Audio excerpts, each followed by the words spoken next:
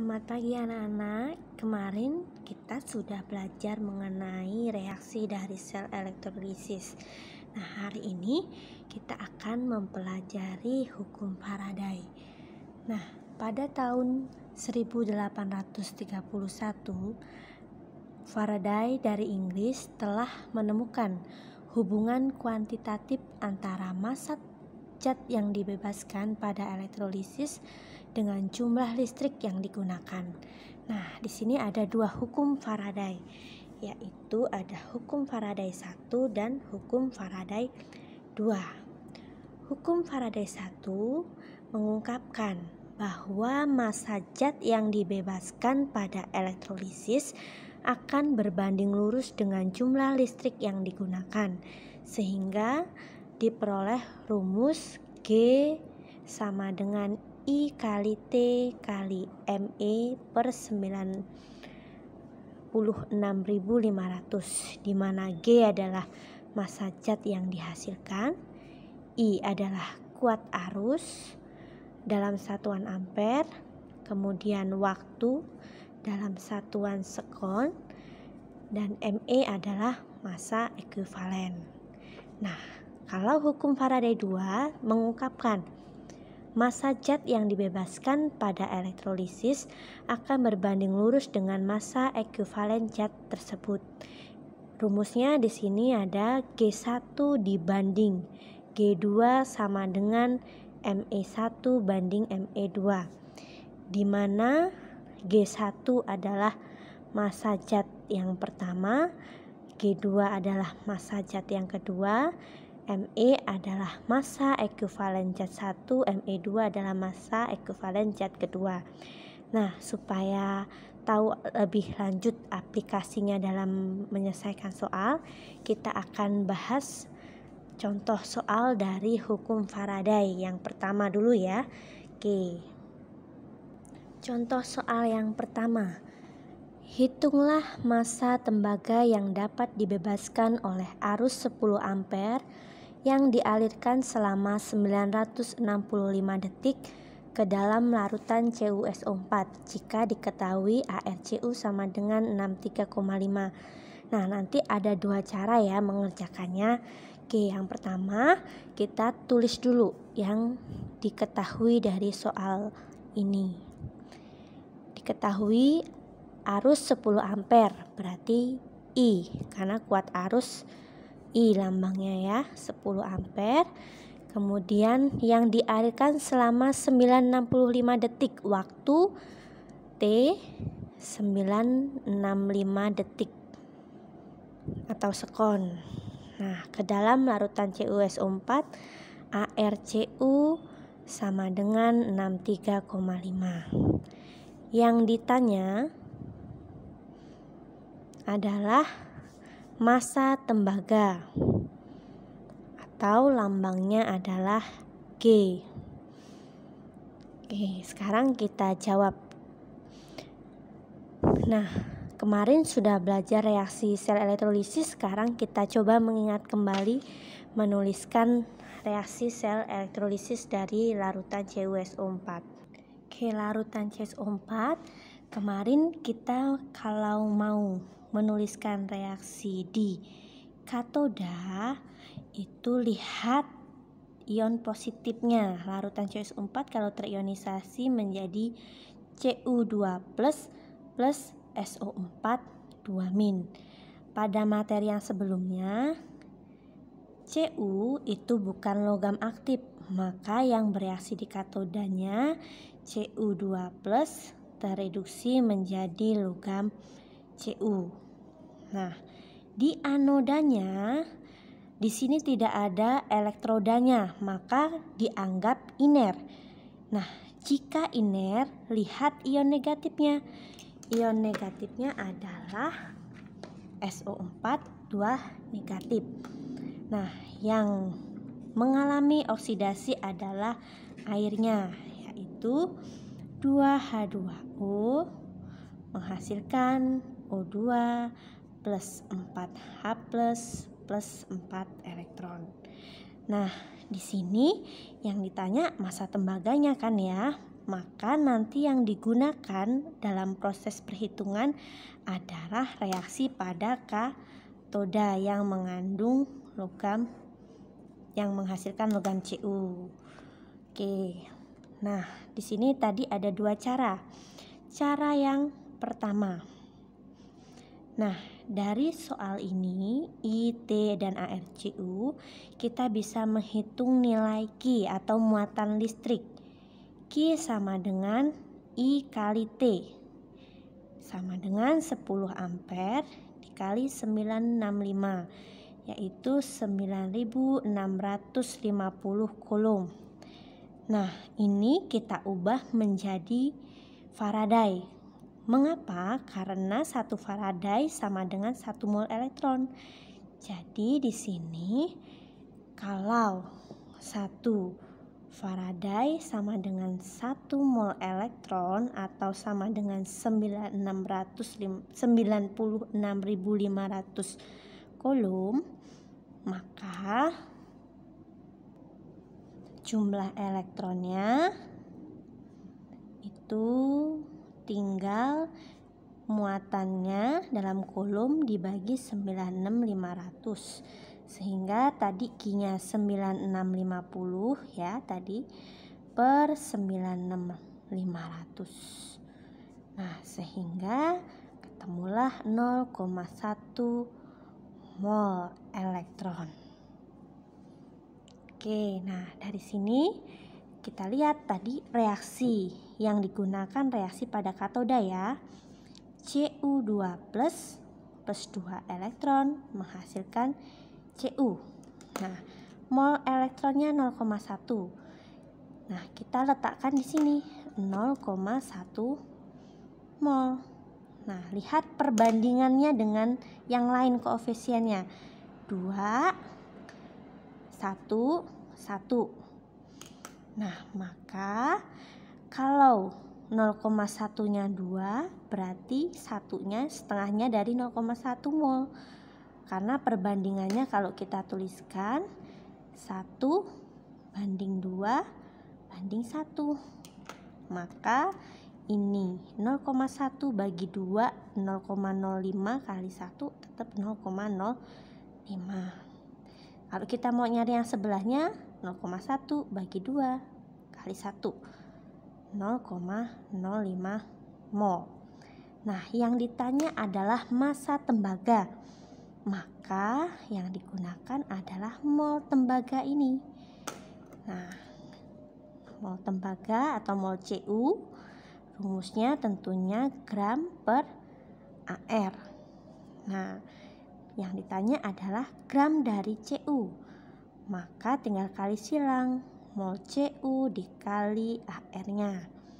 Mol Cu-nya 0,05 mol, AR-nya 63,5. Nah, setelah dihitung ketemunya adalah 3,175 gram. Nah, jadi massa tembaga yang dihasilkan adalah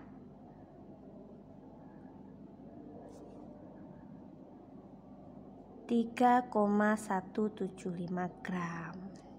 Oke, ini cara 1. Nah, kita akan lanjutkan dengan cara 2 ya. Oke, cara yang kedua yaitu dengan menggunakan rumus langsung dari hukum Faraday 1. Rumusnya G sama dengan I kali T per 96.500 dikali ME. Nah, I tadi nilainya 10 ampere, T 965 per 96.500. Nah, cara menghitung massa ekuivalen. Nah, ini kan tadi yang diketahui adalah massa punyanya Cu. Nah, tadi reaksi Cu-nya adalah reaksi di katodanya Cu2 plus 2E menjadi Cu. Nah, nilai Me itu adalah AR per N. Nah, di mana N itu adalah mol elektronnya per koefisien elektronnya per koefisien AR-nya. Yang diketahui AR siapa? Kalau di sini AR Cu, maka di sini koefisien I-nya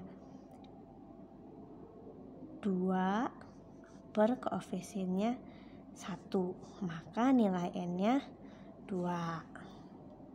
Oke, jadi MI-nya AR-nya tadi 63,5 per N-nya adalah 2. Kita masukkan ya, 63,5 per 2. Nah, silakan dihitung menggunakan kalkulator ya. Kalau itu, nah sekarang kita hitung secara manual juga bisa. Ini coret-coret, ini coret-coret. 63,5 bagi 2 adalah 31,75 dibagi 10, 3,175 gram.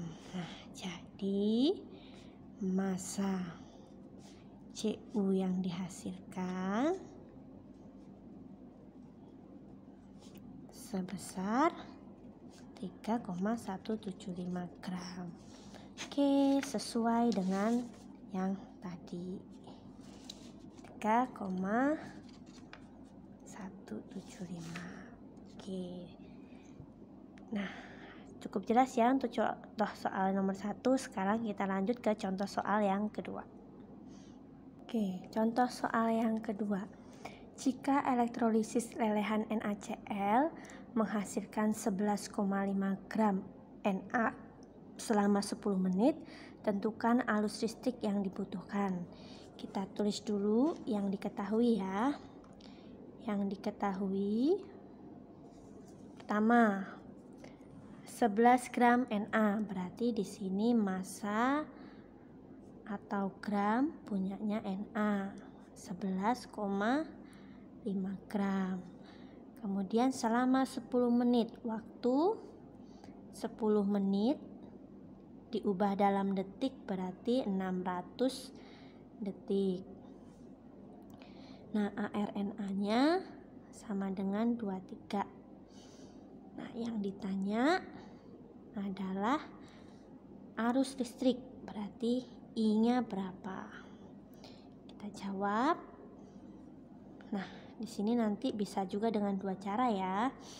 Nah, kita tulis dulu lelehan NaCl. Kita tulis dulu reaksi ionisasinya, Na plus dengan Cl min. Nah, reaksi di katoda karena lelehan, maka ion yang positifnya langsung mengendap menjadi logamnya. Jadi reaksinya Na plus E menjadi Na. Reaksi di anodanya, karena di soal tidak ada elektroda ya, maka yang terjadi di anoda adalah ion yang negatif. Cl negatifnya 2 Cl min menghasilkan Cl2 plus 2 elektron. Nah, nanti karena yang diketahui adalah natrium, yang kita gunakan adalah reaksi yang di katoda karena ada logam natriumnya. Nah, kita selesaikan ya dengan cara yang pertama terlebih dahulu. Di sini yang diketahui massa Na, kita bisa menghitung mol dari Na.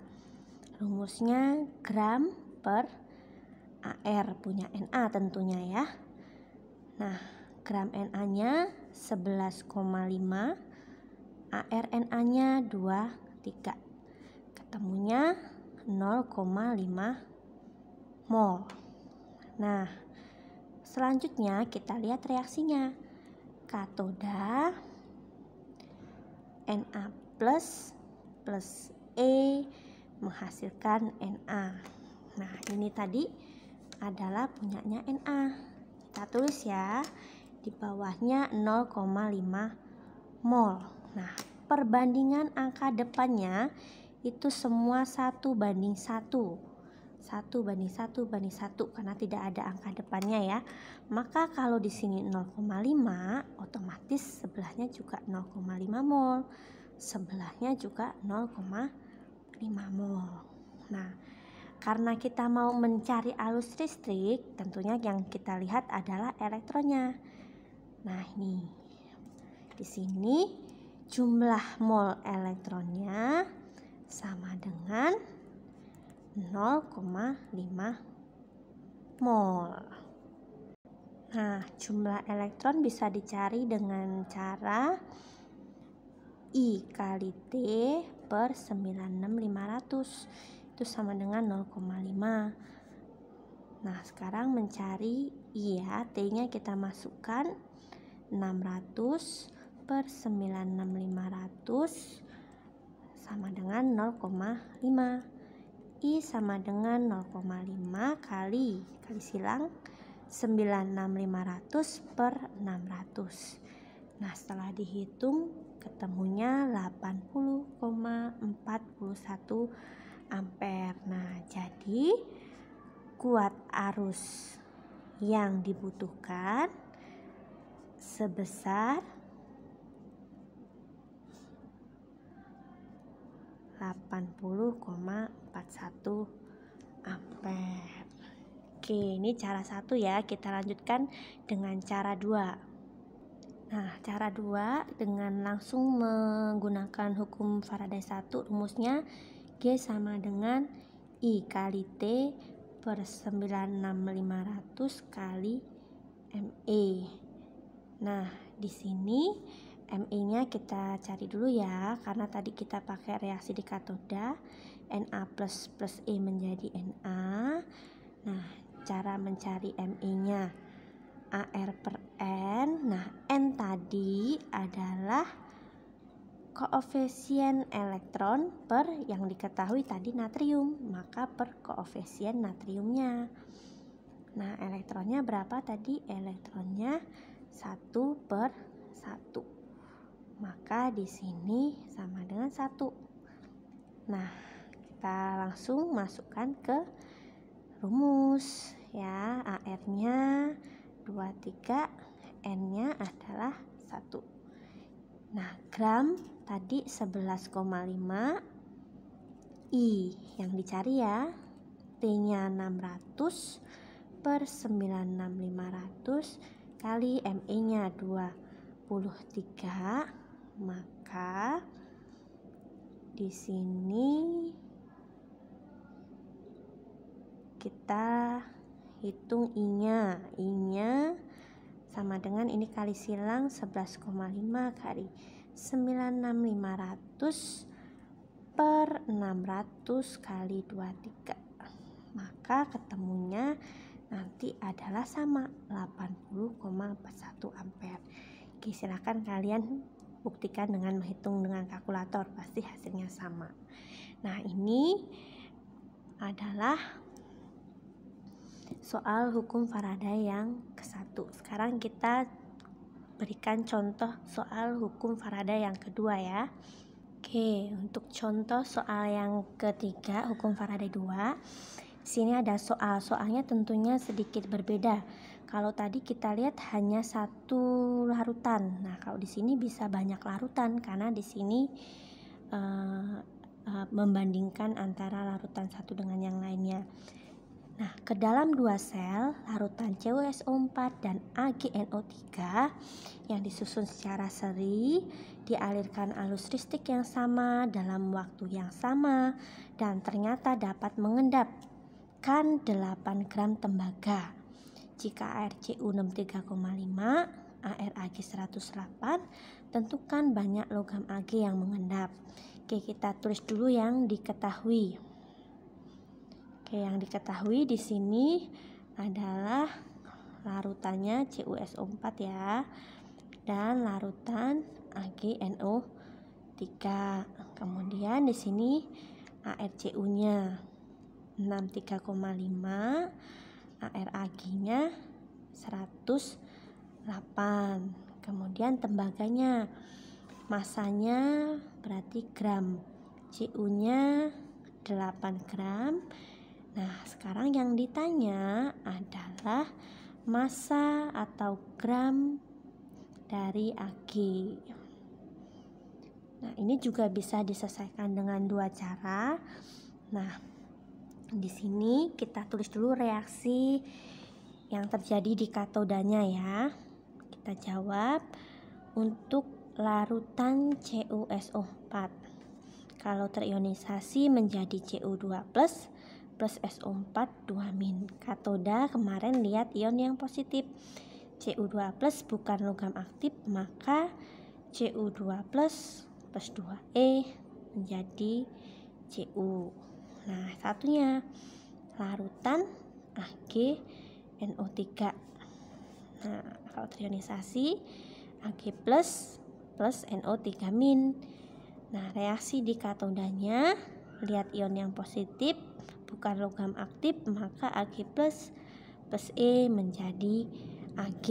Nah, ini sekarang kita hitung dengan cara yang satu dulu. Pertama yang diketahui adalah massa Cu.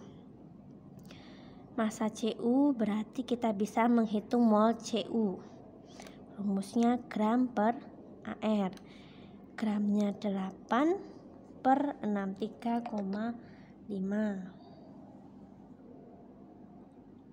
Ketemunya 0,126 mol.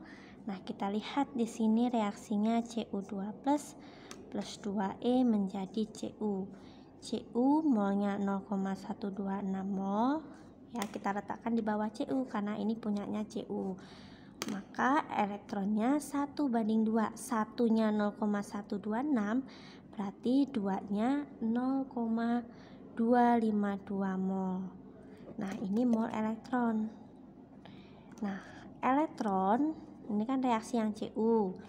Reaksi yang Ag plus E menjadi Ag, tentunya elektronnya juga sama atasnya. Hasilnya karena di sini dialirkan arus listrik yang sama, waktu yang sama, maka elektronnya sama 0,252 mol.